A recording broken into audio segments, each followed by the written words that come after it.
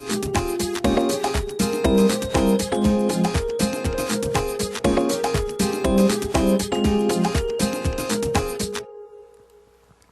18, when she saw, or meaning Naomi, when she saw that she, meaning Ruth, when Naomi saw that Ruth was determined to go with her, she stopped speaking to her. Okay. Now the two of them went until they came to Bethlehem, and it happened when they had come to Bethlehem that all the city was excited because of them. And the women said, "Is this Naomi?" So she got a greeting that she wasn't expecting. But Naomi said, "Do not call me Naomi. Call me Mara, for the Almighty has dealt very bitterly with me." Naomi means pleasant, but Mara means bitter. Anybody felt like your name didn't change? My life just been bitter. Don't call me pleasant anymore, because that ain't been my life. My life been bitter. And the Lord wanted me just to share this with you today. Let me finish this. I went out full. So when I left here, I was full. And the Lord has brought me home again empty.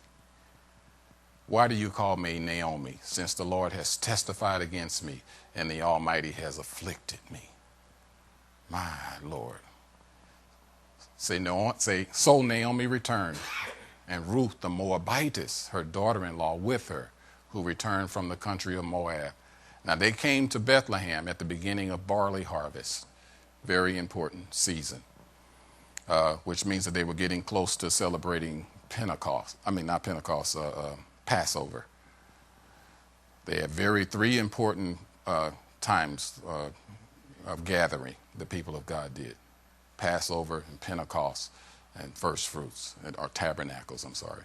And so this was the first of the gatherings for the year, which means that they must have been somewhere around March or April in our calendar that this was all taking place, because they were beginning to gather up the harvest of barley. There was a relative of Naomi's husband, a man of great wealth, of the family of Elimelech.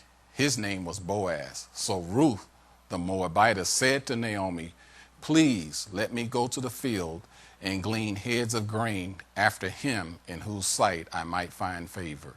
Now, her reason for going after him wasn't, eventually she did marry this guy. I jumped way ahead in the story, but that ain't the reason why she went there. The only reason why they went to that field and chose that field was because, first of all, they were coming back penniless. They didn't have nothing, and they had to totally depend upon charity, somebody helping out. And so the people of God were given instructions that goes back into Leviticus and Deuteronomy, when the law was given, that when you harvest the field, that don't try to pick up every single piece of everything. Let it, if it falls on the ground, let it lay there, so that the poor and the foreign people can pick it up.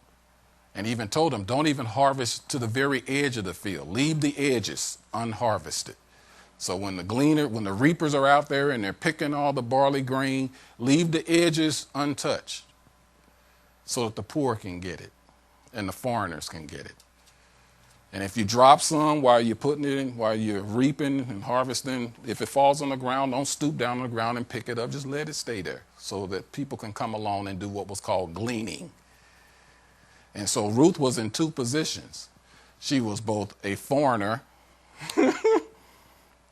wow, ain't that something, and poor. So this is how you know how poor these women were, because only the poor and the foreigners went into the fields to glean.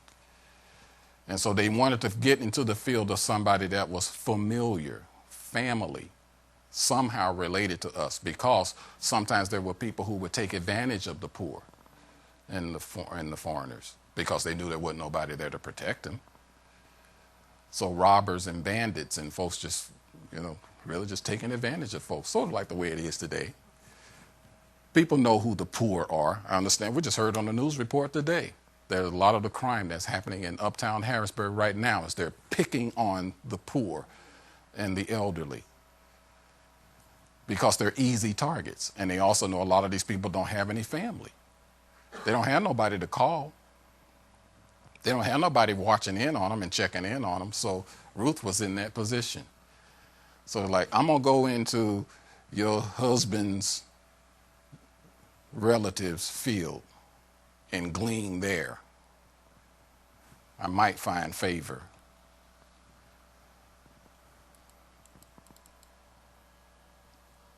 So she went, and then she left and went and gleaned in the field after the reapers. And she happened to come to the part of the field belonging to Boaz, who was of the family of Elimelech. Isn't that great? Then Boaz said to his servants, who was in charge of the reapers, whose young woman is this? So the servant who was in charge of the reapers answered and said, it is the young Moabite woman who came back with Naomi from the country of Moab. And she said, please let me glean and gather after the reapers among the sheaves. They're just telling him how she came. This is how she approached him. Please let me glean and gather after the reapers among the sheaves. So she came and has continued from morning until now, though she has rested a little in the house. Then Boaz said to Ruth, you will listen, my daughter, will you not? Do not go glean in another field, nor go from here, but stay close by my young women, because he would have his own servants out there. So it said, stay behind my servants.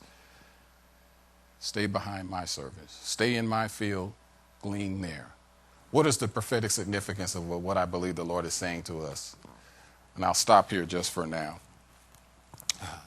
I believe that we are in a season as a church family where many Ruths are going to come. Naomis are going to come. Folks who have been away from the things of God, and they're coming back and they're saying, don't call me Naomi. Call me Mara. My life is bitter. And we got some Ruths that are coming. They don't know anything about this. They don't know anything about all this church stuff, religious stuff. And so they need to be in a safe field. They need to be in a family field. Isn't it interesting how God is, even as he's connecting us as a church family, he's doing it through friends and family. Why? Because the Ruths got to know that a people like Ruth, whether they're male or female, they got to know that I'm going to be in a safe place where nobody's going to attack me. Nobody's going to take advantage of me. Yeah. And he's telling us, those of us who are familiar with all this stuff, he's telling us as we are ministering and as we're gathering to really make room for them. In fact, what Boaz did later on in this story, he even told the folks that were gleaning, he said, when Ruth is coming behind you, drop some extra stuff off for her. What is he saying to us as a church family? Don't try to hold on to as much as you can get for yourself. Leave a little extra for somebody else.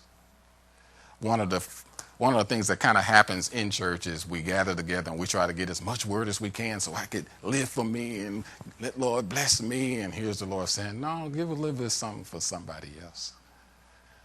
Drop off some extra for somebody else. Take a little extra time for somebody else.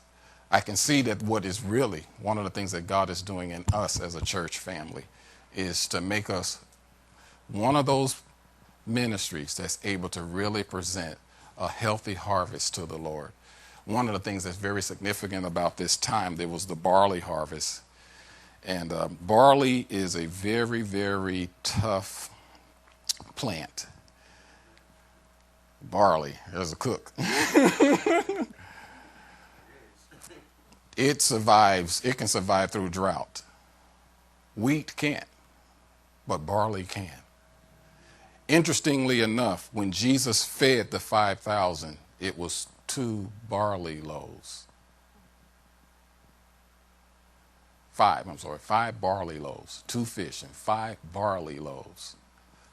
When Gideon, when God gave him a dream before they were about to fight, he had started off with 32,000 people and God had dwindled his army down to 300 to take on all these, this huge, vast army. And Gideon wanted to really be sure that God was going to be with him. So the Lord led him to go, and he kind of snuck in to hear what the enemy was thinking and strategy. And he heard one guy tell the other guy, it wasn't Gideon had the dream, one of their enemies, one of the people in the camp of their enemy said, I had a dream last night, and I dreamed that this barley loaf came tumbling down and hit one of our tents and knocked down the whole thing. Again, that barley loaf. Elijah, one of the men of God, God used him in a time of tremendous drought and famine, where he fed some folks with barley loaf. Why is barley so important? Because barley has always been significant of overcoming. People that overcome drought, difficulty, pain, bitterness, the stuff that I started off talking about, the stuff you can't explain. God, why did you let my life go like this? But when he sends this woman, these two women back, the first time that they get there, what's being harvested is barley. And so when Naomi's in the field and she's gleaning, the first thing she's gleaning is that which what it's going to take for me to overcome, for me to know how to push past the bitterness, to get past the questions that I can't answer, the stuff that I don't understand, the stuff in life that just ain't fair. Anybody ever said that to the Lord? Lord, this ain't fair. There are people that don't love you, and they are prospering.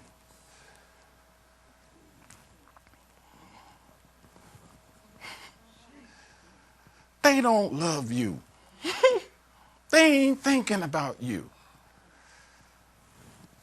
One of the writers said they just fat. Their eyes are bulging. They just got so much.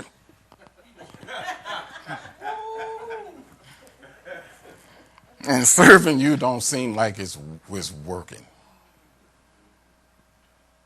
Why do the wicked prosper? But see, God's got you gleaning right now, and you're gleaning barley to learn how to overcome. To learn how to overcome. When it's not right, when it's unfair, when it's unjust, when it feels unjust. Even when I feel like Naomi, I feel like the very hand of God is against me. When you feel like saying, don't call me pleasant. When people run up to you sometimes, oh, brother, sister, you're such a sweet, wonderful person in the Lord. No, I'm not. No, I'm not. It just seems like God's always doing wonderful things. No, don't. When you're saying like Naomi, no, don't call me pleasant. It's bitter. God's hand is against me. That's how I feel. Come on, glean from the barley today.